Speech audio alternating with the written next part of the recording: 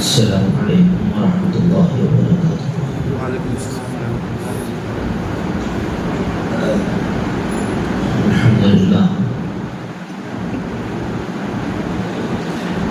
الحمدللہ وکفى وسلام علی عباده الذین اصطفى، اما بعد۔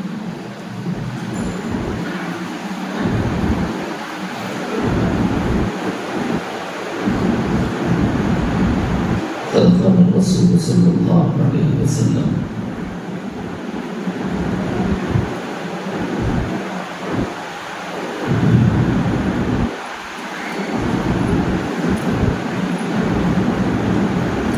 إن في الإنسان مضغة إذا صلحت صلح الجسد كله وإذا فسدت فسد الجسد كله ألا وهي القلب۔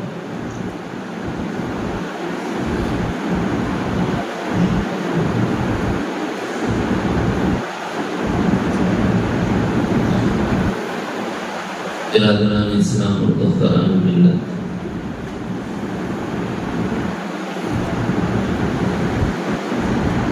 گزشتہ مجلس میں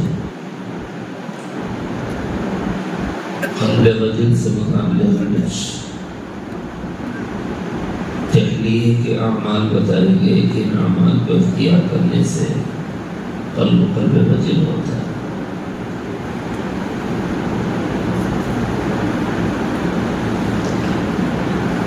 آج اس کے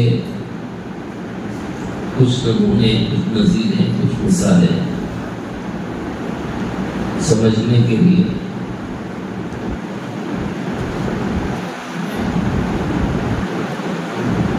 کہ اس کے مصداق حقیقی کون ہو سکتے ہیں سنایا جا رہا ہے، یعنی اسی موضوع کا دوسرا حصہ ہے۔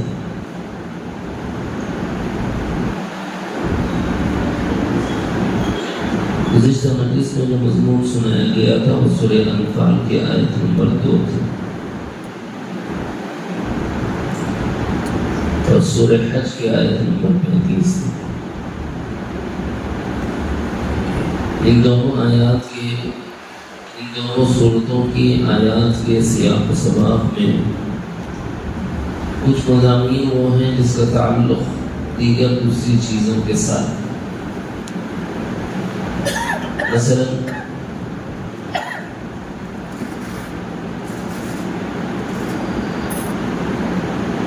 سورہ انفال کی پہلی آیت ہے یسألونک عن الانفال، اے نبی صلی اللہ علیہ وسلم،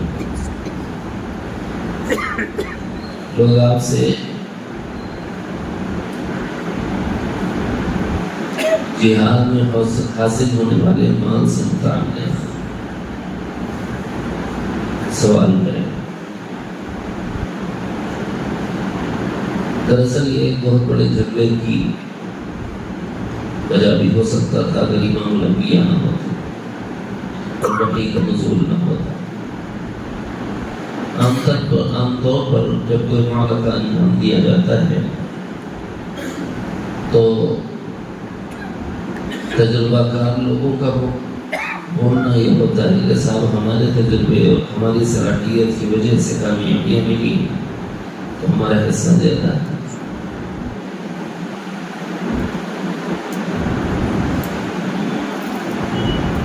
دو ٹیمیں ہمیشہ رہتی ہیں، ایک ٹیم اپنے تجربات سے فائدہ پہنچانے والی اور دوسرا نوجوانوں کا ایک طبقہ ہوتا ہے جو سرگرم عمل ہوتا ہے اور بغیر ان کی محنتوں کی کچھ نہیں ہے۔ اور اگر نوجوان پلٹ کے پوچھیں کہ صاحب رہنے دو بڑے میں تمہارے پاؤں کانپ رہی، تمہارے سے کام ہوتا تھا ہم لوگ نے رہتے بول سکتا ہے جوان ہے بھائی، نہیں بول سکتا، جوان نہیں بول سکتا ہے۔ تو اللہ تعالیٰ نے جھگڑے سے ختم کر دیا کہ تم نہ تمہارے تجربے سے کامیاب ہوتے ہو اے عمر رسیدہ لوگو، اور نوجوانوں تم اپنی محنتوں سے کامیاب ہوتے ہو۔ کامیابی تو اللہ کے رسول کی طاعت میں ہے اور اللہ کی عنایت میں۔ اللہ کامیاب کرے تو کامیاب ہو، اور اللہ ناکام کر دے تو اس وقت عنایت ان کی ہو، اطاعت مصطفیٰ کی ہو، کامیابی قدم چومے گی۔ اگر ان کی عنایت نہ ہو، مصطفیٰ کی اطاعت نہ ہو، تو پھر کامیابی سے بہت دور ہو جائے۔ تو یہ جو مال و منفعت تمہیں حاصل ہوا، یہ تمہارا کام ہوا، جس کی عنایت ہے اس کا ہوا، جس کی اطاعت کر رہے ہیں وہ اس کا ہوا۔ قُلِ الْأَنفَالُ لِلَّهِ وَالرَّسُولِ، فاتقوا اللہ، اللہ سے ڈرو، کیسی باتیں کر رہے ہو۔ وَأَصْلِحُوا ذَاتَ بَيْنِكُمْ، اور آپس میں یہ جو میرا تجربہ، تیری طاقت، کیا ویسے مواعظہ کر رکھا ہے، آپس میں شیر و شکر بن کے رہو، اخوت، مؤدت، محبت قائم رکھو، اپنے احوال کو درست کرو۔ وَأَطِيعُوا اللَّهَ، اللہ کی اطاعت کرو، وَأَطِيعُوا الرَّسُولَ، اور رسول کی اطاعت کرو، ان کنتم مؤمنین، اگر تم ایمان والے ہو۔ تو کرنے کا کام یہ ہے، یعنی مال کو اللہ تعالیٰ نے یوں فرمایا کہ یہ مال کسی کے محنت سے نہیں ملتا، نہ کسی کے تجربے سے ملتا ہے، یہ قاعدہ کلی ہے۔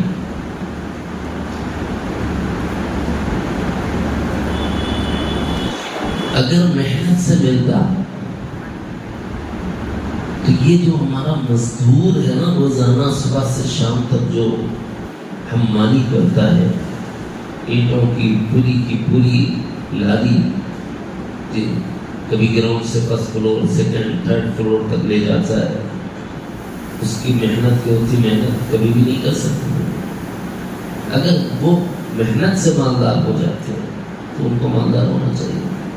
کیا کبھی آپ نے ایسا کو مالدار دیکھا؟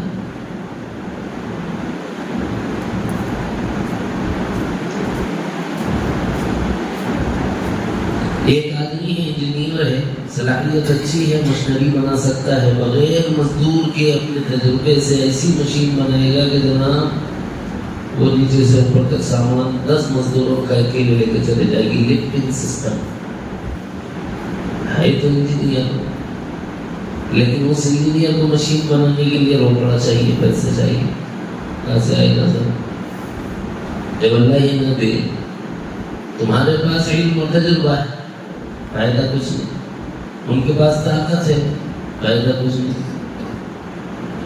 کبھی ایسا ہوتا ہے سڑک صاف رہتا ہے، آتا جاتا کچھ نہیں، سگنیچر کرنا بھی نہیں آتا، موڑا لگاتا ہے، لیکن اس کے پاس ہوتا اتنا ہے کہ انہیں حکومت چلا رہا ہوتا ہے نا۔ تو اس کا مطلب کیا ہوا کہ نہ تجربات سے ملتا ہے، نہ طاقتوں سے، نہ بارشوں سے ملتا ہے، عنایتوں سے ملتا ہے۔ رب کی عنایت ہو گئی وہ تو کسی کو بھی دے دے خاطر خدا۔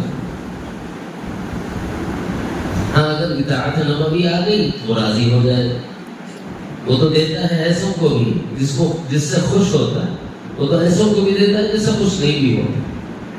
قارون کو دیا تو خوش تھا کیا؟ سلیمان کو دیا تھا تو خوش تھا کہ نہیں تھا؟ کسی کو دے کے خوش ہوتا ہے، کسی کو دے کر نہ خوش ہوتا ہے۔ یعنی مال کا مل جانا یہ رضا رحمانی کی دلیل اور علامت نہیں، لہذا اس مال پر رال نہ ٹکرایا جائے۔ پہلا ہمارا نظریہ درست کیا، حصہ داری، حصہ بخرے، یہ سب چھوڑ دو۔ للہ والرسول، یہ اللہ رسول کا ہے، وہ بتائیں گے کہ اپنے رسول کو کہ میرا رسول کہاں اس کو خرچ کرنا ہے، کیسے اس کو خرچ کرنا ہے۔ اللہ تعالیٰ نے باضابطہ احکام دیے، مال کی 2 حصے ہیں اور مال انفال کی 2 حصے ہیں، یاد رکھیں۔ بہت لمبا مضمون ہے، میں تو کوشش کروں کہ اوپر سے چلتے جاؤں، مگر کبھی ایک بات ٹچ ہو جاتی ہے تو ختم سمجھائیں نہیں تو پھر ایسا لگتا ہے کہ بات ادھوری رہ گئی۔ ایک مال انفال کا وہ مال ہے جس کو مال غنیمت کہتے ہیں، جس میں آدمی سے لڑتا ہے۔ اب اس میں جو اللہ تعالیٰ نے حصے بتائے، جو پاپیادہ چل رہے ہیں ان کا ایک حصہ، جو سواریوں کے ساتھ چل رہے ہیں ان کے 2 حصے۔ ایسا یہ کیوں؟ وہ اس لیے کہ ان کا جانور بھی جہاد کے کام میں معاون بن رہا ہے، اس کا بھی حصہ، اور وہ بھی کام کر رہے ہیں، ان کا بھی حصہ۔ سواریوں والوں کو 2 حصے، پاپیادہ لوگوں کو 1 حصہ۔ پھر اس کے بعد جنگ کی مصروفیات کے لیے 1 حصہ، پھر 5واں حصہ جو بن جاتا ہے اس کو بیت المال کے لیے رکھو، تاکہ اس سے اگر کوئی شہید ہو جائے تو اس کے گھر والوں کی کفالت کر سکو، اور اگر کوئی بیمار ہو جائے، معذور ہو جائے تو اس کی کفالت کر سکو۔ جنگ ہے بھائی، کچھ بھی ہو سکتا ہے۔ اب ایران میں نہیں ہے تو معلوم ہو جاتا تھا جنگ کس کو بولتے ہیں، اور نہ فلسطین میں جو لوگ وہاں ہیں وہ جانتے ہیں کہ جنگ کس چیز کا نام۔ کھڑے خط سے بڑی بڑی بلڈنگوں کے مالک راتوں رات فقیر اور فلاش ہوتے، ایسا ہوتا ہے جنگ۔ تو اللہ نے اصول بتایا کہ دیکھو اگر جنگ ہو، لڑائی ہو، تو طریقہ یہ ہے کہ خود سے نکالا جائے، پھر اس کے بعد میدان جنگ کے مصارف نکالے جائیں، پھر اس کے بعد میں جو لوگ پاپیادہ چلے ان کا 1 حصہ بناؤ، اور جو لوگ سواریوں کے ساتھ چلے ان کے 2 حصے بناؤ۔ لیکن بعض جگہیں ایسی ہوتی ہیں کہ جنگ کے لیے جاتے تو ہیں مگر کسی کا خون نہیں بہتا اور کامیابی بھی مل جاتی۔ جیسے بنو قریظہ پر جانا ہوا، بنو قینقاع پر جانا ہوا، بنو نضیر پر جانا ہوا، جنگ نہیں ہوئی، اللہ نے غالب فرما دیا، فتح عطا فرما دی۔ ان کے دلوں میں رعب ڈال کر، دبدبہ ڈال کر، ہیبت اسلام ڈال کر، ہیبت نبوت ڈال کر ڈر گئے، وہ لڑنے کو میدان نہیں آئے۔ تو انہیں ان کے گھروں سے نکال کر باہر کر دیا گیا۔ اب اس پر لڑائی ہو رہی ہے تو کہے کہ لڑائی صاحب کیا لڑائی ہوئی؟ کیا آپ لڑے؟ کیا آپ کے تجربے لگے؟ کیا آپ کی طاقت لگی؟ نہیں لگی تو یہ سب کا سب اللہ اور اس کے رسول کا ہے، تمہارا حیث نہیں کچھ بھی۔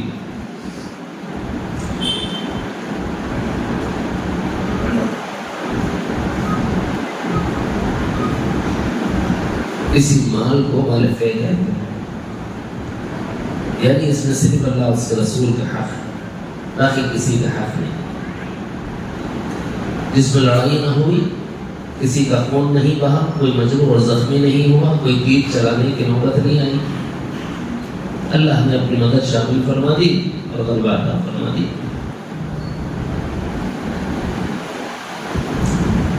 اس میں سے کس کا حصہ ہے؟ اللہ کے رسول صلی اللہ علیہ وسلم اپنی پوری زندگی تک چکے ہیں، وقت کر چکے ہیں دین اسلام کے لیے، فروغ اسلام کے لیے۔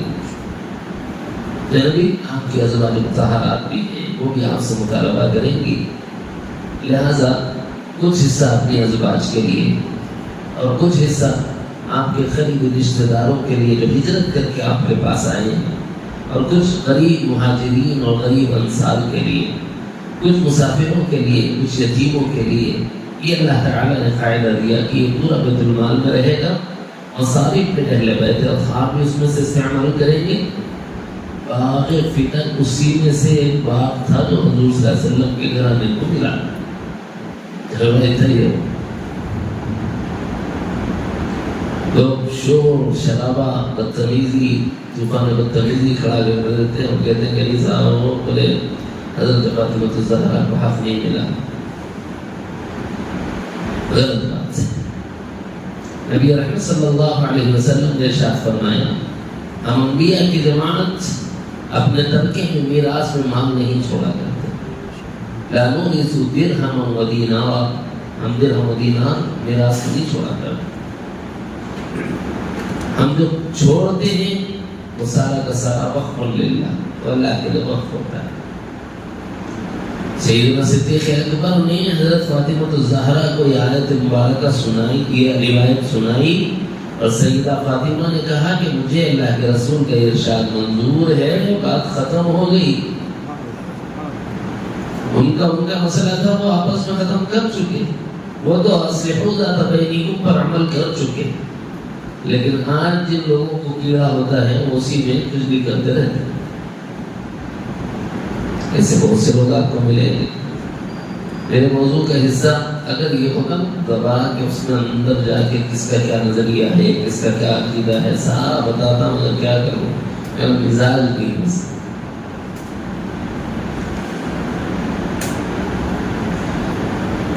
اللہ رب العزت نے فرمایا اللہ اور اس کے رسول کی اطاعت کرو اگر تم ایمان والے ہو. اگر فاطمہ الزہرا ابو بکر صدیق سے یہ کہہ دیتی کہ میں نہیں مانتی تو ان تم مؤمنین کے زمرے میں آ پاتی تھی. ان سے زیادہ ایمان والا کوئی ہے ہی نہیں بھائی. ہر ایمان کی شق میں کمال ایمان پر دیکھنا ہو تو اس گھرانے کو دیکھو، کیا مرد ہو کیا عورتیں، وہ گھرانہ ایمان کے درجہ کمال کا گھرانہ ہے. جب رسول نے ارشاد فرما دیا وَأَطِيعُوا الرَّسُولَ، ان کی بات کی پیروی کرو، اب انکار کی گنجائش نہیں تھی. ان کو تم مؤمنین، اگر تم ایمان والے ہو تو ایمان والوں سے تو اطاعت رسول کا مطالبہ ہے. اہل بیت کے اطہار سے بدرجہ بولا کیونکہ یہ امت کے لیے اس کا اور نہ ہونا ہے. اگر ان سے تھوڑی چوک ہوگی تو پوری امت کی رہبری اور رہنمائی کیسے کی جائے گی. اور عجیب بات یہ ہے اللہ تعالیٰ نے فرمایا کہ انما المؤمنون، اس کے بعد گزشتہ مجلس میں جو سنایا تھا انما المؤمنون، اور جو ایمان والے ہوتے ہیں نا الذین اذا ذکر اللہ، جب اللہ تعالیٰ کا ذکر کرتے ہیں، اللہ کو یاد کرتے ہیں، وجلت قلوبہم، تو رعب کی وجہ سے ان کے قلوب تھرا ہوتے ہیں. اور یہ کیفیت پائی جاتی تھی سیدنا حسن رضی اللہ عنہ میں. یہ ہے اہل بیت اطہار، یہ ہمارے لیے اسوہ اور نمونہ ہے. ایک مرتبہ آذان ہونے لگی، سیدنا حسن رضی اللہ عنہ وضو بنا رہے تھے. وضو سے فارغ ہوئے، کھڑے ہوئے کہ اچانک پورے جسم پر کپکپی طاری ہو گئی. اللہ اکبر، مؤذن کی آواز سنی، جسم پر رو کے کھڑے ہو گئے، کپکپی طاری ہو گئی، آنکھیں سرخ ہو گئی، چہرہ کھینچا ہوا ایک دم. تو آس پاس رہنے والے لوگ دیکھتے ہی پہچانتے ہیں کہ بھائی اب یہ اچھے تھے، کیا ہو گیا؟ چہرے پہ بشاشت تھی، اب چہرہ کھینچا ہوا ہے. خوشحال تھے، ابھی آنکھیں آبدیدہ ہیں. صحت مند تھے، ابھی کپکپانے لگ گئے ہیں. رعشہ پڑ گیا ہے پورے جسم میں، تھردھاری چھوٹ گئی ہے. تو پڑوس والوں نے پوچھا کہ نواز رسول صلی اللہ علیہ وسلم خیر تو ہے، طبیعت تو ٹھیک ہے، کسی معالج یا طبیب کو بلا لیں. ان کی طرف دھیان نہ دیا، مسجد کی طرف اسی طرح لوگ کھڑاتے ہوئے چلنے لگے. جب اذان ختم ہوئی اور پوچھنے والے نے دوبارہ پوچھ لیا کہ نواز رسول کیا ہمیں معالج مہیا کر دیں، کرنا ہے کہ معالج کی کیا ضرورت ہے، اللہ کے دربار کی حاضری ہے تو میری ایک کیفیت ہے. وجلت قلوبہم، اس کی نظیر دیکھنا ہو تو گھرانے نبوت میں سیدنا حسن اس کا نمونہ ہے. اذان پر جن کی کیفیت یہ ہو، ذات نبوت سے جو چیز نکلی وہی اہل نبوت میں رہے. سیدہ عائشہ صدیقہ طیبہ طاہرہ رضی اللہ تعالی عنہا ارشاد فرماتی ہیں، اور سیدہ ام سلمہ اور سیدہ حفصہ رضی اللہ عنہما ارشاد فرماتی ہیں، یہ اہل بیت ہے، ازواج نبی ہے، امہات المؤمنین ہیں. فرمایا کہ ہمارے درمیان حضور علیہ السلام بیٹھے ہوتے اور ظرافت بھی فرمایا کرتے. ایسا نہیں تھا کہ آپ کے گھر آیا تو بس ایسا معلوم ہو کہ صاحب ایک ظالم اور جابر اور قہار اور جبار کی آمد ہو گئی ہے، لہذا اب بیوی بھی چھپتے پھر رہی ہے، بچے بھی چھپتے پھر رہے ہیں. ایسا مزاج رسول اللہ صلی اللہ علیہ وسلم کا نہیں تھا. آپ علیہ السلام کا مزاج مبارک یہ تھا کہ اپنے گھر والوں کے ساتھ کبھی کبھی خوشی کی بات بھی فرماتے تھے، ظرافت بھی فرماتے تھے، ہنستے بولتے بھی تھے، ان کے ساتھ خوش اخلاقی کا مظاہرہ بھی فرماتے، باوجود اس کے کہ آپ کون ہیں؟ آپ سید الاولین ہیں، سید الآخرین ہیں، امام الانبیاء والمرسلین ہیں، رحمت للعالمین ہیں، خاتم النبیین ہیں. لیکن ازواج مطہرات کے ساتھ بیٹھے ہیں تو خوشگوئی بھی چل رہی ہے، ان سے محبت کی باتیں بھی چل رہی ہیں، ذرافت بھی چل رہی ہے، ہنسنا ہنسانا بھی ہو رہا ہے۔ لیکن امہات المؤمنین ارشاد فرماتی ہیں کہ بڑی عجیب بات ہے کہ جب بلال اذان دیتے تھے، ادھر اذان کی آواز آتی تھی، ابھی ہمارے درمیان آقا علیہ السلام کی کیفیت یہ تھی کہ ہم سے ذرافت فرما رہے ہوتے تھے، لیکن اذان کی آواز سنتے ایسے بدل جاتے تھے کہ ہم پہچانتے نہیں تھے کہ کیا یہ وہی شخص ہے جو تھوڑی دیر پہلے۔ کیوں؟ مولا کے دربار کی حاضری ہے، تم کون ہو؟ اس کا حق ادا کرنا پہلے مجھ پر فریضہ ہے۔ اگر وہ نہ کروں گا، اس کی طاعت اور اس کی بندگی بجا نہ لاؤں گا تو میں عبدیت کے درجے سے خارج ہو جاؤں۔ لہذا عبدیت کاملہ کے مذہب جناب محمد رسول اللہ صلی اللہ علیہ وسلم آواز آنے پر اپنے گھر والوں سے ایسے بے تعلق ہو جاتے تھے جیسے انہیں جانتے ہی نہ، اور یہی کیفیت سیدنا حسن رضی اللہ عنہ میں آئی۔ یہ تو یہ اس کے آگے ایک جملہ ہے گزشتہ مجلس میں سنایا گیا، گزشتہ مجلس میں صرف آیا تو اس کی ترجمانی سنائی، آج اس کی تھوڑی سی مثالیں دیں سمجھانے کے لیے۔ وَإِذَا تُلِيَتْ عَلَيْهِمْ آيَاتُهُ زَادَتْهُمْ إِيمَانًا، اور جب آیات ربانی کی تلاوت کی جائے تو ان کے ایمان میں اضافہ ہو۔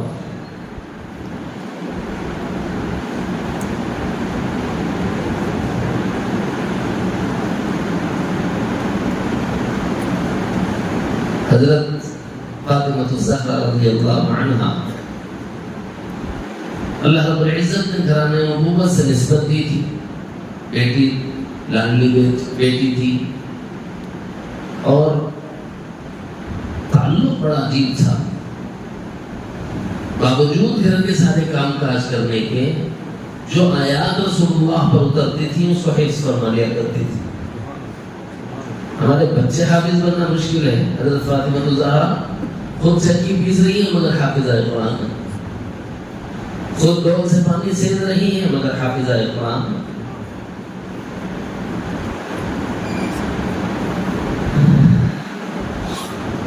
صرف حافظہ قرآن نہیں، معمولات میں سے یہ بات لکھی ہے کہ جب چکی چلا رہی ہوتی تھی تو اس وقت میں قرآن مجید کی تلاوت کرتے تھے، اور اس انداز میں تلاوت کرتے تھے کہ حضرات صحابہ کہتے ہیں کہ رسول اللہ صلی اللہ علیہ وسلم کی مسجد کو جانے کے لیے حضرت فاطمہ رضی اللہ عنہا کا گھر راستے میں پڑتا تھا ہمارے، جب وہاں سے گزر ہوتا تو چکی کی آواز بھی آتی تھی، ساتھ میں فاطمہ الزہرا کے تلاوت کلام اللہ کی آواز آتی تھی۔ وہ سوز تھا اس آواز میں کہ ہمارے دل ہیبت الہی کی وجہ سے مرعوب ہو جایا کرتے تھے۔ تلاوت کی تاثیر چکی چلاتے ہو، جب سننے والوں کا یہ حال ہو تو پڑھنے والے کی عود کمال کی کیفیت کیا ہو، کیونکہ اس میں خواتین بھی ہیں، اور ہماری خواتین کو روزانہ ایک پارہ پڑھو بولنا تو بہت دور کی بات ہے، مہینے میں ایک پارہ بھی ہو گیا تو شکریہ ہے، موقع ہی نہیں مل رہا۔ حضرت سیدہ فاطمہ الزہرا رضی اللہ عنہا نماز عشاء کی فراغت کے بعد، آپ لوگ مغرب سے عشاء کے درمیان شام کا کھانے سے فارغ ہو جاتے تھے، عشاء کی نماز کے بعد کھانا پینا حضرات صحابہ کا معمول نہیں تھا، کوئی مسافر ہو کوئی مجبوری ہو تو الگ بات ہے، لیکن حضرات صحابہ مغرب کے وقت رات کے کھانے سے فارغ ہو جایا کرتے تھے، پھر عشاء کے لیے جاتے اور آنے کے بعد کوئی آرام فرمایا کرتے تھے، کیونکہ رات کے آخر پہر میں اٹھ جانے والے اور تہجد میں رب کو منانے والے حضرات صحابہ ایسے تھے۔ حضرت سیدہ فاطمہ الزہرا مغرب کے بعد اگر کھانا میسر ہوتا تو کھانا کھا لیتے، عشاء کے بعد حضرت علی المرتضیٰ کا انتظار فرماتے، جب وہ گھر میں آ جاتے تو اس کے بعد ان کے آرام کی بابت سوال کرتے اور ان کے سکون کی بابت سوال کرتے، اور اس کے بعد میں حضرت علی ارشاد فرماتے کہ نا اب مجھے راحت کی ضرورت ہے، میں لیٹنے لگا ہوں اور مجھے کوئی تقاضا نہیں ہے، تو اس وقت اجازت لیتی اور یوں کہتی کہ اگر آپ اجازت مرحمت فرما دیں، یہ ہوتا ہے طریقہ اچھی بیویوں کا، اگر ہاں کون ہے وہ سیدہ کائنات ہیں، وہ کون ہے وہ جناب رسول اللہ صلی اللہ علیہ وسلم کے وجود مسعود کا ٹکڑا ہے. فاطمہ بضعۃ منی، نبی نے فرمایا کہ فاطمہ تو میرے جسم کا حصہ ہے.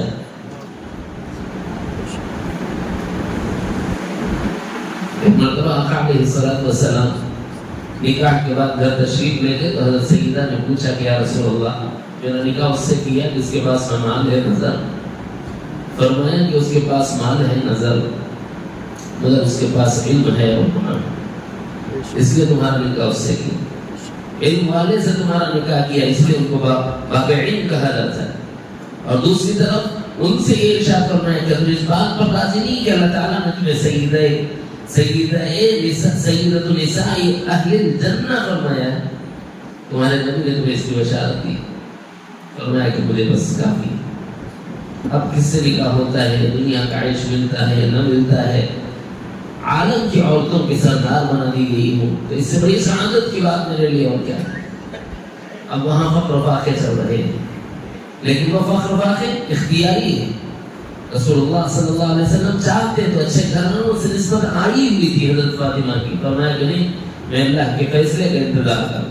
منشاء ربانی یہ تھا کہ حضرت فاطمہ زہرا کی کیفیت یہ تو آقا علیہ السلام نے ان کی ویسی ہی تربیت فرمائی. حضرت فاطمہ الزہرا تمام عالم کی عورتوں کے سردار اور جنت کی تمام عورتوں کے سردار. اس مرتبہ علیہ پر فائز ہونے کے باوجود شوہر کا مقام و مرتبہ یہ بتا رہے ہیں کہ اجازت کے بغیر آپ نہیں ہٹ سکتے، عبادت بھی نہیں کر سکتے. وہ وقت جو فرض عبادت کا نہ ہو، فرض عبادت میں استثنائیت ہے، رات کا وقت فرض عبادت کا نہیں ہوتا. اجازت دیتی کہ اگر عام اجازت مرحمت فرما دے تو تھوڑی دیر رب کو بھی منا لو. اور ان کی یہ تھوڑی دیر کتنی ہوتی تھی. روایات میں لکھا ہے کہ حضرت علی بستر پر لیٹ جاتے تھے تو حی علی الصلاۃ اذان تہجد پر جب آواز آتی تھی تو حضرت علی اس وقت جاگتے تھے تو حضرت فاطمہ الزہرا بھی نماز کی حالت میں ہوتی تھی. کبھی یوں بھی ہوا ہے کہ انہوں نے یوں ارشاد فرمایا کہ اللہ آپ کی یہ رات کتنی چھوٹی ہے کہ فاطمہ کی 2 رکعات بھی پوری نہیں ہوئی.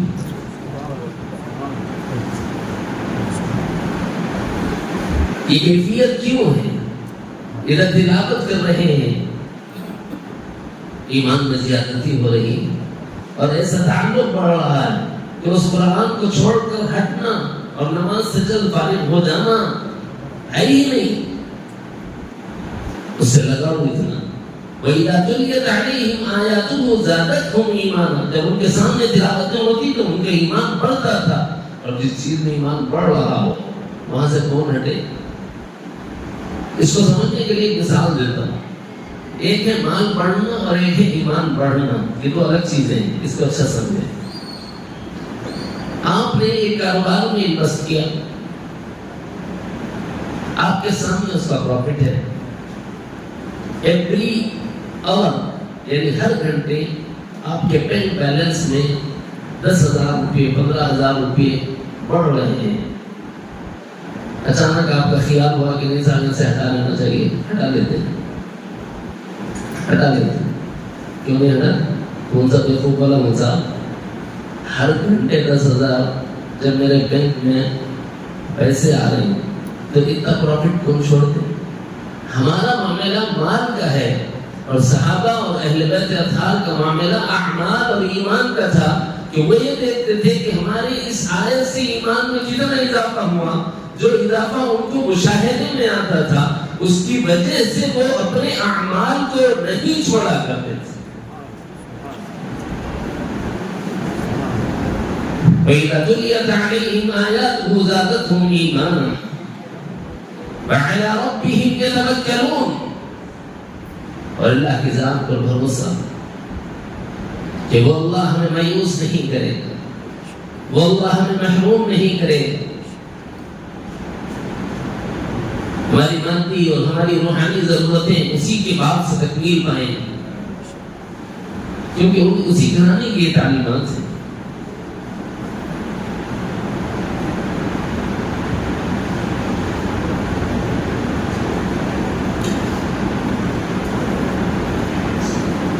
سیدنا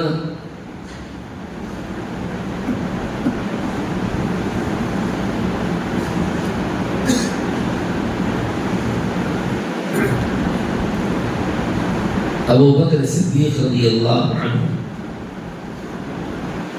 لوگ اس مہینے میں ان کو بھی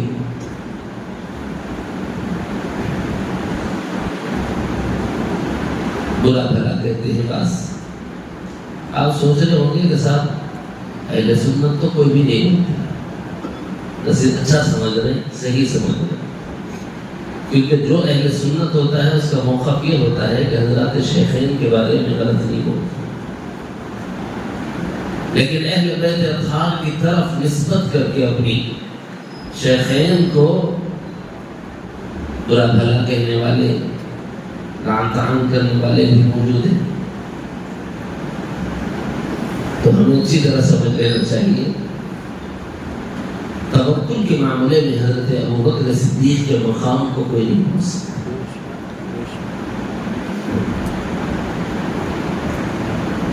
حضرت سیدنا ابو بکر صدیق رضی اللہ عنہ جتنا مال تھا، تاجر تھے وہ بڑے، جتنا مال تھا سب کا سب غلاموں کو خریدنے اور آزاد کرنے میں لگا.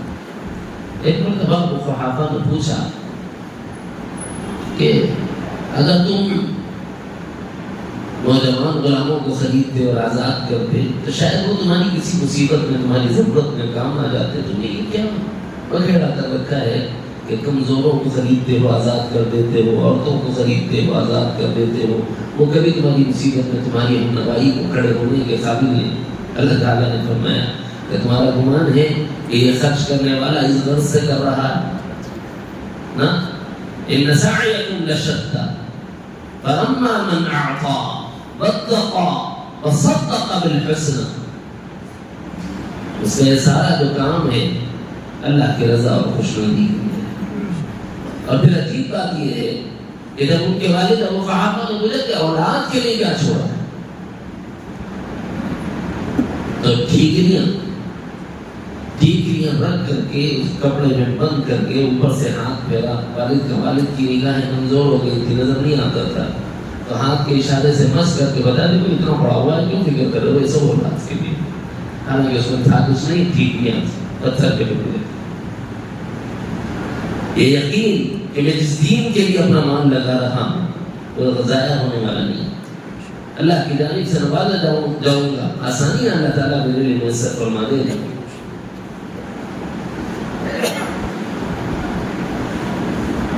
معراج توکل یہ ہے کہ آقا نے فرمایا کہ جس کے پاس جو ہے لا کر رکھ، جو کر سکتا ہے لا کر رکھ دو. موقع تبوک تو ہر ایک اپنی بساط کے برابر لائے. سیدنا عمر فاروق نے اپنے گھر کا آدھا اثاثہ لایا اور لا کر خدمت نبوی میں پیش فرما دیا. سیدنا ابو بکر صدیق نے گھر کی دیواریں ٹٹولی. کسی نے پوچھ لیا کیا تلاش کر رہے ہو؟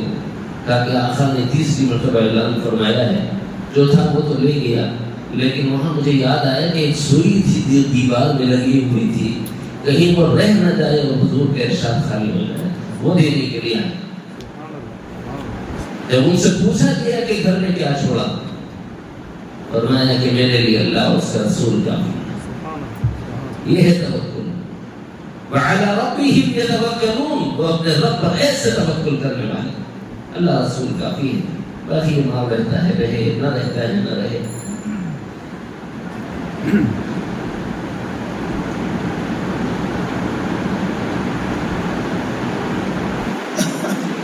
والذین یقیمون الصلاۃ، اور جو لوگ نمازوں کے قائم کرنے والے ہیں. اس کا بے مجلس میں شاید اداء صلاۃ اور اقامت صلاۃ تھوڑا سا سمجھایا تھا، شاید ایک نیم کی مجلس میں.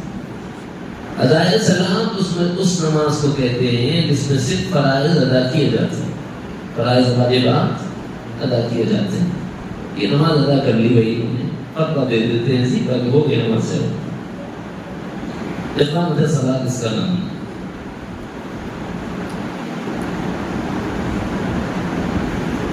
پرسوں ہی ہفتے کی مجلس میں حضرت مولانا شاہ ولال الرحمان صاحب رحمۃ اللہ علیہ نے بڑی پیاری بات ارشاد فرمائی کہ سالکین کی نماز بڑی عجیب ہے، عارفین کی نماز بڑی عجیب ہے۔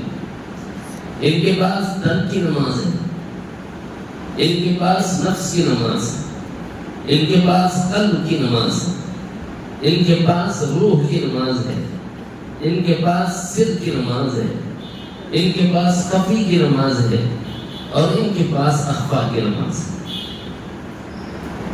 یہ قلب کی نماز کا مطلب یہ نہیں ہے کہ دل سے میں نماز میں ہوں جاؤ، یہ وہ نہیں ہے قصہ۔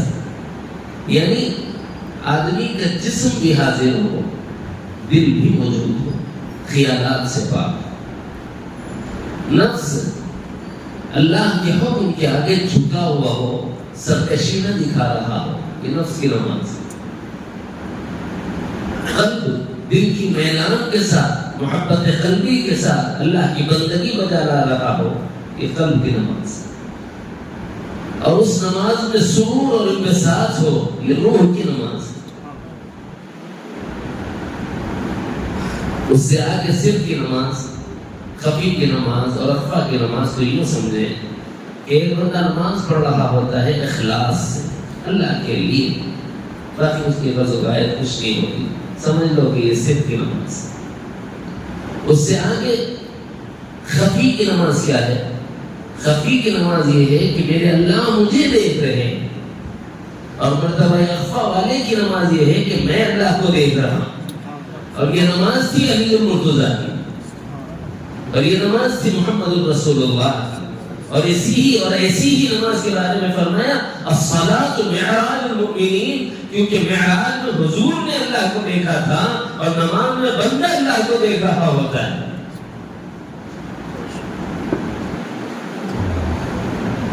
الذین یقیمون الصلاۃ، نمازوں کی قائم کرنے والے، یہ قلب مجید والے ہوتے ہیں۔ ابتدا کیا ہوتی ہے؟ نماز شروع تو کر بھائی، وہ آگے کا ملا نہ ملا مرضی مولا برہم مولا، لیکن شروع تو کرو نا، تب تو نماز میں آئے۔ بدن ہی نماز کے لیے راضی نہ ہو، اور نفس اللہ کے حکم کے آگے نہ جھکے، اور قلب اللہ تعالیٰ کے لیے کچھ کام کرنے کو آمادہ اور تیار نہ ہو۔ ہماری نمازیں کئی نمازیں ہیں، یہ صورت نماز ہے، حقیقت نماز نہیں۔ الصلاۃ معراج المؤمنین والی جو نماز ہوتی ہے، وہ نماز تھی تبھی تو فاطمۃ الزہرا کا حال یہ تھا کہ صبح ہو جاتی تھی، پتہ نہیں چلتا تھا کہ رات گزر چکی۔ سیدنا علی مرتضیٰ نماز کی حالت میں ہے، دین نکال لیا گیا، خبر نہیں ہوئی، کیونکہ استغراق کے کمال کی حالت میں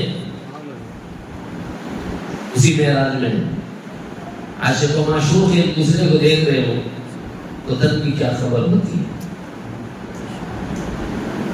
اور یہ کیفیت ایسی صحابہ میں اور بھی پائی جاتی، ایسا نہیں ہے کہ جب غلو ہو رہا ہو۔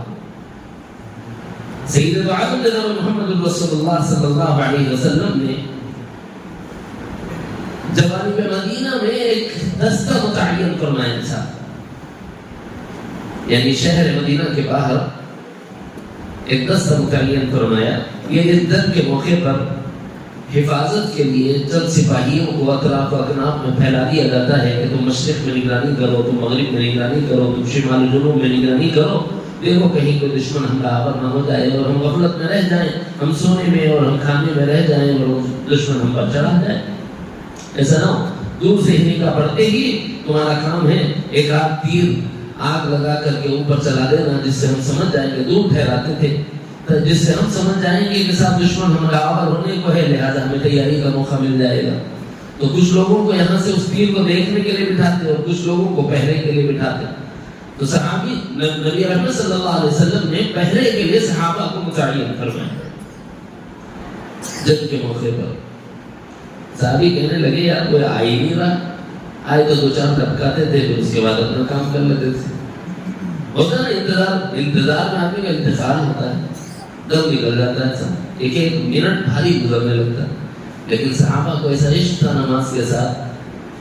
اس وقت میں انہوں نے کہا کہ بھائی دیکھو ہم 2 آدمی ہیں, خالی ڈالنا ہے, فائدہ کچھ نہیں ہے, ایسا کرو بانٹ لیتے ہیں 50-50, نصف لی و نصف لک, آدھا میرا آدھا تیرا. طریقہ یہ ہے کہ میں آدھی رات تک پہرا دوں گا, اس کے بعد تمہیں جگا دوں گا, تمہاری نیند ہو جائے گی, تم بشاشت سے پھر تم نگرانی کرنا, میں تھوڑی دیر آرام کر لوں گا. اس طرح جسم کا حق بھی ادا ہو جائے گا اور ہماری نگرانی کا حق بھی ادا ہو جائے گا. بولے ٹھیک ہے. ایک صحابی لے لیے. اب دوسرے صحابی اٹھ کے بیٹھے ہوئے ہیں, تو جنگل میں ہے تو مچھرا تو کاٹے گے نا, ریگستان ہے, تپتی ہوئی دھوپ ہے, گرمی کی شدت ہے, وہاں تو نہیں آنے کا سوال ہی پیدا نہیں ہوتا. پھر بھی کوشش کی, آدمی تھکا ہوا ہوتا, نہیں لگ جاتی ہے, لیکن جاننے والے کے لیے مصیبت پڑ جاتی ہے. کیوں؟ اب تک 2 تھے, اب اکیلا ہو گیا, کوئی آ بھی نہیں رہا ہے, خالی ہے, اور خالی آدمی بہت زیادہ بور ہو جاتا ہے. تو انہوں نے رکعت باندھی, نماز شروع کر دی. کہتے ہیں کہ 3 تیر لگے, تب جا کے انہوں نے اپنی نماز مکمل کی اور یوں کہا کہ وقت نے تیر نہ چلائی ہوتی تو یہ سورہ ختم کر کے ہی نماز ختم کرتا. یہ ہے معراج کا, نماز کی معراج کی حالت. حضور یہ مولا میں تلاوت کلام اللہ میں اس قدر استغراق کہ انہیں تیر چل رہے ہیں پتہ نہیں چل رہا. پھر جب جا کے ساتھی کو اٹھایا, بھائی وہ ذرا اٹھ جا, کہیں دیکھو لگا جیسا دکھ رہا. یہ جو کیفیت ہے یہ ہے اقامت صلاۃ. الذین یقیمون الصلاۃ ومما رزقناہم ينفقون. کیا اہل بیت اطہار ہو اور کیا صحابہ کرام کی ذوات مبارکہ ہو, ان لوگوں کے علاوہ اس زمرے میں شاید بہت کم لوگ نظر آتے ہیں. سیدنا عثمان ذی النورین رضی اللہ عنہ, ایک مرتبہ ایک شخص حضرت عمر رضی اللہ عنہ کے پاس غالباً آئے, تو انہوں نے کہا کہ صاحب میرے کچھ حالات ہیں, کچھ تعاون کرتے ہیں, کچھ نظر فرمانے. کہا کہ کوئی کام کرو, تم سیدھے حضرت عثمان کے پاس چلو. یا حضرت ابوبکر نے کہا کہ جاؤ تم عثمان کے پاس چلو. گھر تک پہنچے تو اندر سے آواز آ رہی کہ چمنی کی بتی پڑی ہوئی ایک ہے, تیل جل رہا. کوئی ادھر احساس کرتا ہے, بلا ضرورت تیل جلایا جا رہا ہے. ڈانٹ رہے کس بات پر؟ چمنی کی بتی زیادہ تھی اس پر. باہر سے کان پر رکعت پڑی تو پلٹ کے آ گئی. تو پوچھا کہ بھائی گئے تھے؟ بولے گیا ہوں, جو خالی بتی پڑا بول کے غصہ کر رہے ہو. اپنے زبان میں اس لیے کروں تھوڑی سی خالی علمی بات کہیں اوپر سے نہ چلی جائے, خشک ذہنی نہ ہو جائے. انہوں بتی بڑھائے بول کے بھی غصہ کر رہے ہوں, میرا کام کیا کریں گے صاحب؟ بولے تم جا کے پوچھنا تو تھا, ہم بولے تھے تمہارے کو جاؤ بول. پھر گئے, بولے نا بھائی بولے, جا کے کھٹکا مارے تو بولے کہ کیا چاہیے, کیسے آؤں؟ پہلے کھلایا پلایا بٹھا کر کے اطمینان سے. بولے میرا کچھ تقاضا ہے, اس تقاضے کے پیش نظر حاضر ہوا ہوں. تو کنارے کی طرف اشارہ کر کے فرمایا کہ اس میں سے آپ کو جتنا چاہیے لے لو اور لے کر چلے جاؤ. تو لے لی, اپنا لے کے جانے لگے. تو اپنے خادم سے کہا کہ ایک اونٹ بھر کے اللہ اس کو اور دے دو, راستے میں بھی ضرورت پڑے گی. وہ بھی لے لیا, چلے گئے. لیکن کھٹک گئے تھے. بولے صاحب ایک سوال کرتا ہوں, اپنے پاس کرا تو دیے سو رکھ کو جا بول گئے. لیکن سیدنا عثمان رضی اللہ عنہ, سیدنا عثمان نے کہا کہ بلا تکلف پوچھ تو کیا بات ہے. کہنے لگے ایک طرف آپ کی کیفیت گھر والوں کے ساتھ یہ ہے کہ چمنی کی بتی کے بڑھ جانے پر آپ ڈانٹ ڈپٹ رہے ہیں, اور دوسری طرف میرے اتنے بڑے ضرورت کا مسئلہ حل کر رہے ہیں. یہ کیا مسئلہ ہے؟ ایک آدمی یا تو خرچ کرنے کا معاملہ ہو تو گھر والوں پر بھی فراخی سے خرچ کرتا ہے. فرمایا کہ بھائی اس پر مجھے جواب دینا ہے اور اس پر مجھے اجر پانا ہے. یہ جو گھر والوں کو ڈانٹ رہا ہوں وہ اس لیے کہ اسراف ہو رہا ہے, اور اسراف میں اللہ کو جواب دہی, اور جو تمہیں دیا ہے اس پر مجھے جواب دہی نہیں ہے, اس پر مجھے اجر ہے. اس واسطے میں تم سے نہیں پوچھتا, مجھ سے پوچھتا. یہ ہے ثقافت جناب محمد رسول اللہ صلی اللہ علیہ وسلم کی جو بصورت وصف پائی جاتی تھی سیدنا عثمان ذی النورین رضی اللہ عنہ. اس سے بڑھ کر چلو بھائی ان کے پاس تھا دیے ہوں گے، کسی کے پاس ہے دیا تو کمال تھوڑی ہے، یوں کہا جاتا ہے. اس کو سمجھنے کے لیے ایک مثال اور دے دیتا ہوں. ایک صاحب کو لے گئے آگے، مول صاحب خدا کی قسم میں کبھی بدنگاہی نہیں کرا. مول صاحب بھی ہوشیار تھے. انہوں بولے کہتے ذرا اس کو آنکھوں کے ڈاکٹر کے پاس لے کے جاؤ، اس کے آنکھیں اچھے ہے کہ نہیں. کیوں بھائی بدنگاہی نہیں کرا بول کے بول رہا، تو نگاہ ہو اور بدنگاہی نہ ہو یہ نہیں ہو سکتا. انسان ہے، فرشتہ تھوڑی ہے. نہیں صاحب میں اس لیے نہیں کرا کیونکہ میں اللہ ہوں، بولا ڈاکٹر کر لے جاؤں. بھائی نگاہ نہ ہو، بدنگاہی سے بچ رہا ہو، کمال نہیں. نگاہ ہو پھر بدنگاہی سے بچے، یہ کمال. سخاوت کر رہا ہو، مال ہو کر رہا ہو، یہ کمال نہیں ہے. نہ ہو کر رہا ہو، یہ کرنا اہل بیت کا معاملہ. ایک مرتبہ سیدنا علی المرتضی رضی اللہ عنہ کا تشریف لائے. آ کر کے حضرت فاطمہ الزہرا سے پوچھا کہ فاطمہ ذرا بھوک کا تقاضا ہو رہا ہے، کوئی چیز گھر میں کھانے کو مل جائے. ان کا بھی بڑا عجیب حال ہے. دین کی محنت کے لیے گئے ہوئے تھے، گھر کے حالات کا پتہ نہیں ہے کہ کیا حالات چل رہے ہیں. حضور کے ارشاد کی تعمیل میں سفر میں تھے، واپس آئے تو گھر آیا اور پوچھا کھانے کو کچھ ہے. فرمانے لگی خاتون جنت کہ علی 3 دن ہیں گھر میں کچھ نہیں. 3 دن ہوا گھر میں کچھ نہیں. آپ کو کیا کہنا ہے؟ علی نے کہا کہ اللہ کی بندی کہا کیوں نہیں تم نے مجھ سے؟ فرمانے لگی میرے بجان نے مجھے رخصت کرتے ہوئے وصیت کی تھی کہ بیٹا اپنی خواہشوں سے اپنے شوہر کو پریشان نہ کرو. اسی لیے میں نے کبھی آپ سے ذکر نہیں کی کہ گھر میں کچھ نہیں، کہ کہیں آپ کو کوئی پریشانی نہ ہو. یہ ہوتی ہے بیوی. جس گھر میں ایسی عورت ہو، خدا کی قسم اس کو جنت تلاش کرنے کی ضرورت نہیں، اس کا گھر جنت ہے. جس گھر میں ایسی عورت فاطمہ الزہرا کے نقش قدم پر چلنے والی کہ اپنی خواہشات سے شوہر کو پریشان نہ کرتی، وہ گھر جنت نظیر اور نمونہ. حضرت سیدہ سے کہا کہ پھر کیا کریں گے یار؟ آپس میں بیوی نے مشورہ کیا، کہا کہ ایسا کرو، قریب میں ایک یہودی رہتا ہے، دکان ہے اس کے پاس جاؤ، جا کر کے ایسا کرنا اس سے کچھ اون لے آنا، کچھ دھاگا بنا دیں گے، اس کے نتیجے میں کچھ جاؤ اور غلہ مل جائے تو ہم روٹی بنا کے کھا لیں گے. تو اسے ایک مقدار دے دی، ایک بڑی مقدار کے ساتھ یہ لے جاؤ، کام کر کے لاؤ.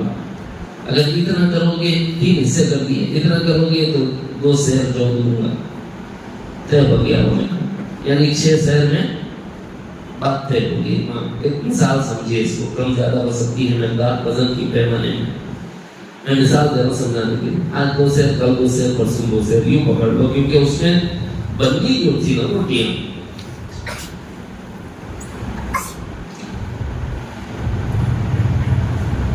5 روٹیاں بنی تھی اور 2 سیر جو میں 5 روٹیاں بنتی، تقریباً 200 گرام یا یوں سمجھیے کہ 400 گرام کے آس پاس کا پیڑا ہوتا ہے، تو بڑی روٹیاں بنائی جاتی. حضرت سیدہ نے کہا کہ دن پر محنت کی، روزے سے رہنے کے بعد میں شام کو اس یہودی کو لے جا کر کے بنایا ہوا کام دینے اور اس کے بعد اسے بدلے میں جو لانے کے لیے کہا. تقریباً سب کا وقت ہوگا. وہ گئے، جتنا کام ہوا تھا دیا، جو لے کے اس دن کا آگے آنے کے بعد میں انہوں نے آٹا بھی پیسا، روٹی بھی ڈالی. افطار کرنے کے لیے بیٹھے ہوئے تھے کہ اتنے میں ایک سائل آیا. آ کر اس نے یہ کہا کہ میں ایک مسکین ہوں، بھوکا ہوں، اللہ کے نام پر مجھے کھلا۔ تو اس دن کی روٹیاں ہم لوگوں نے اٹھائی اور اس کو سر کر کہا کہ جاؤ بھائی، اللہ تمہیں خوش رکھے، یہ کچھ کھانے کی چیزیں ہیں، ان سے کھا لو۔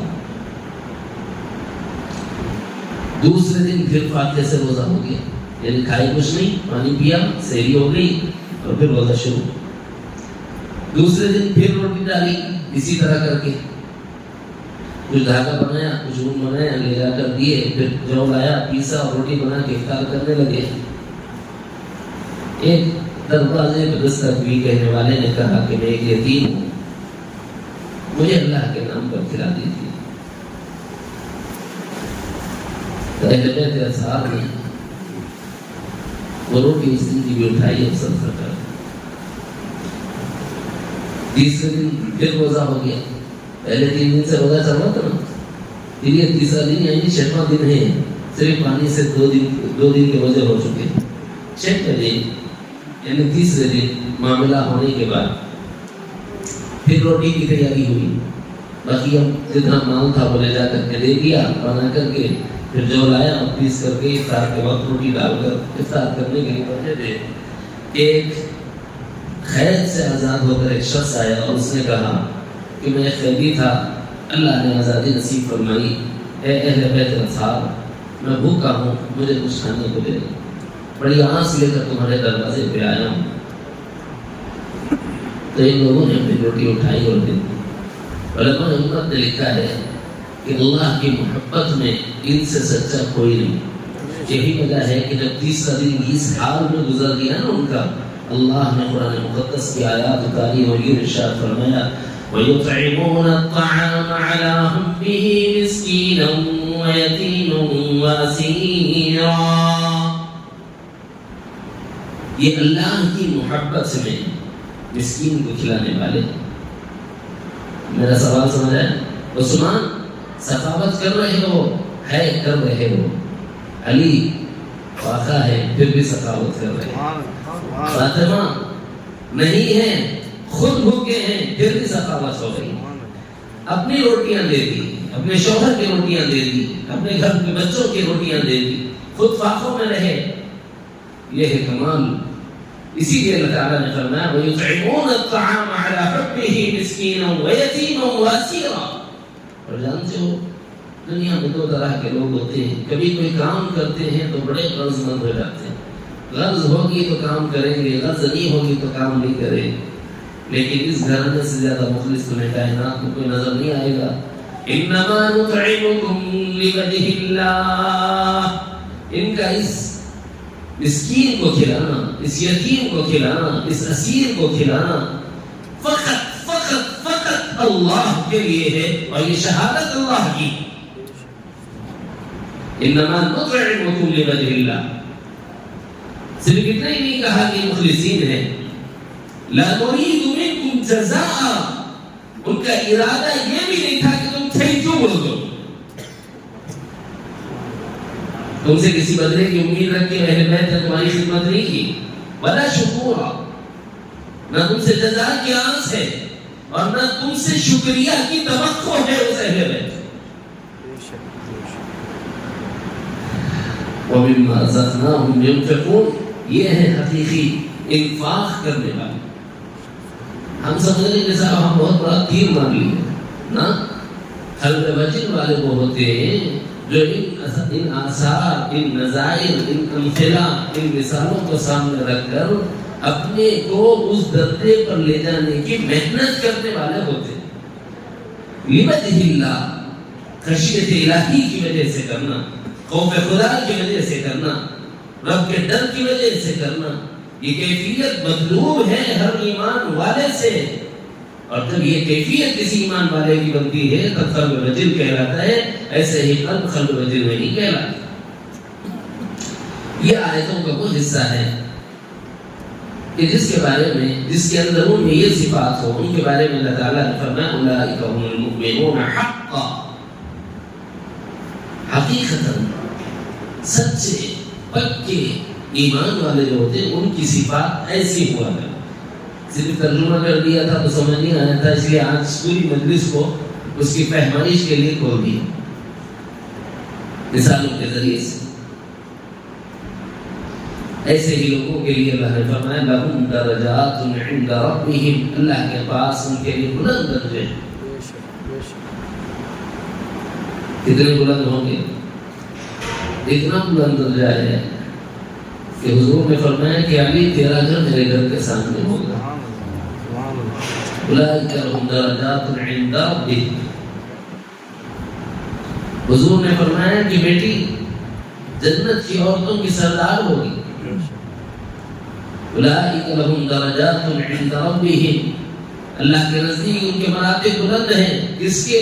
وہ جو ایسے اعمال کرنے والے ہیں، ایسے اعمال میں وہ گھرانہ مختص ہے۔ لہذا سیدہ شباب اہل الجنہ جناب رسول اللہ صلی اللہ علیہ وسلم کے لال نواسے سیدنا حسن رضی اللہ عنہ اور سیدنا حسین رضی اللہ عنہ، یہ وہ ہیں کہ جن کو دنیا میں اللہ کے رسول نے دو بشارتیں دی، ایک بشارت ان کے جنتی ہونے کی اور دوسری بشارت نوجوانوں نے جنت کے سردار ہونے کی۔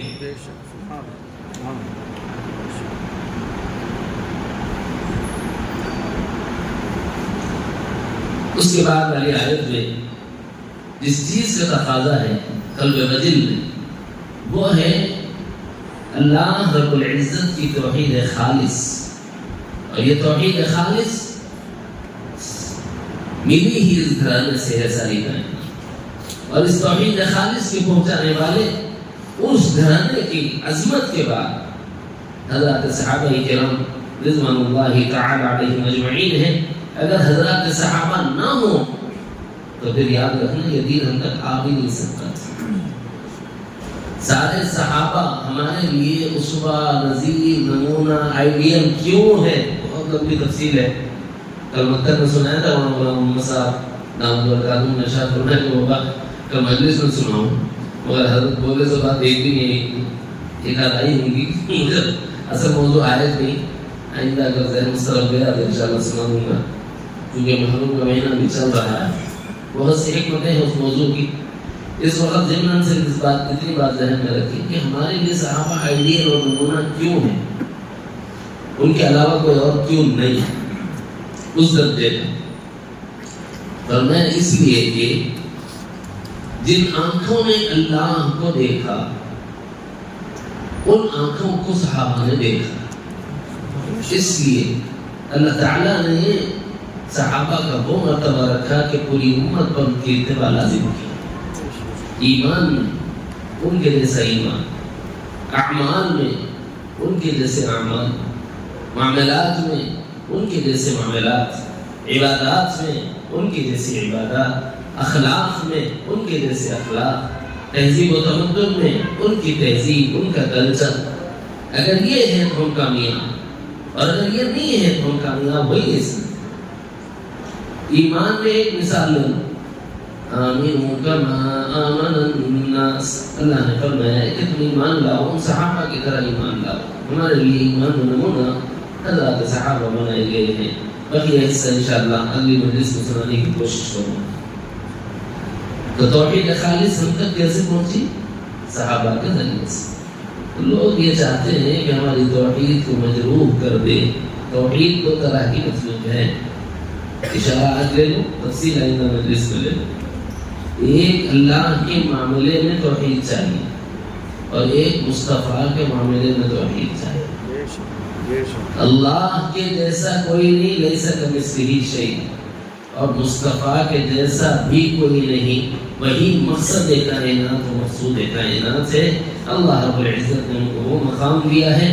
بعض لوگ افراط و تفرید کا شکار ہو کر دین کو بدلنے اور بگاڑنے کی سعی حاصل کرتے ہیں، کوشش کرتے ہیں، تو فرمایا کہ تمہارے ذمے حضرات صحابہ کی پہرےداری، تم صحابہ کو پہرا دو، دین محفوظ رہے، ایمان محفوظ رہے، نبی کی عظمت و حرمت محفوظ رہے۔ اور اگر تم نے صحابہ کے معاملے میں تھوڑی سی ڈھیل دی نا تو پھر آدمی گھسے گا، پھر حدیث پر بھی جرح کرے گا، صحابی پر تو کر ہی رہا ہے، اور قرآن کی آیات پہ تعبیرات کرے گا، پھر منشا اللہ کا اور ہوگا، یہ الگ معنی بیان کرے گا، منشا مصطفیٰ کا اور ہوگا، یہ الگ معنی بیان کرے گا۔ لہذا صحابی کو پہرے دار سمجھو دین کا اور اس کی حفاظت کرو، ورنہ پھر ہمارا ایمان سلامت نہیں رہے۔ انشاءاللہ اس موضوع پر اگر اللہ نے توفیق دی تو اگلی مجلس میں تھوڑا سا کچھ مضمون سنانے کی کوشش کرتا ہوں کلمات استغفار سیت کے ساتھ کہ